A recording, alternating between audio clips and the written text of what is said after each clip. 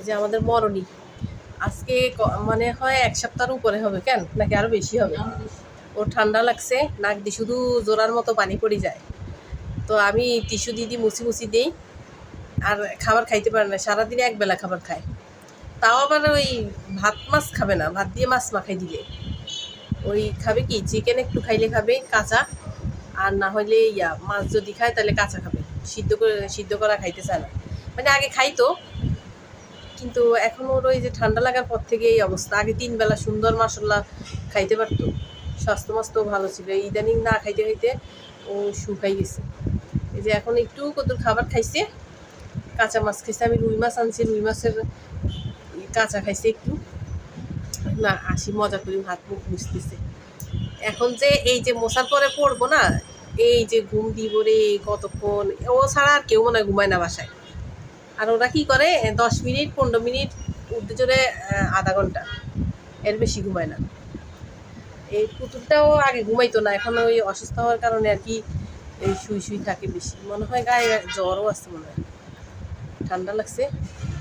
যে পান্ডা এখানে শুইছে, পান্ডার সাথে যে শুইছে, ও মামা বাবা বাবা বাবা বাবা মহাব্বত করতে গেছে, মহাব্বত। এই বেটি, ও তোর কাছে গেলে তুই চান্স দাস না, এখন তুই মহব্বত করস না, উড়াইস না, থাক ঘুমাইছে একটু। পান্ডাটার হিটা সিরিজতে পান্ডাটা চিল্লায় শুধু।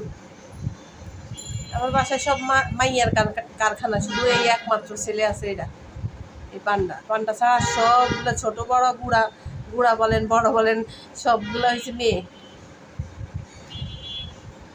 আমি এত মেয়েগুলার হিট আসলে বাচ্চা দিতে দিতে আমার ঘর ভরাই ফেলবে। আমি কি করব এতগুলা পুতুল। এই পুতুল পুতুল না, পাকসাপ হইতেছে।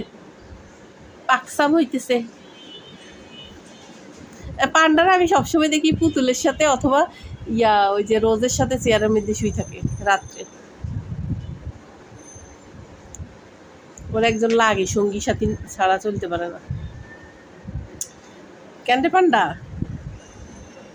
এই পান্ডা, পান্ডু সঙ্গী লাগে? হ্যাঁ,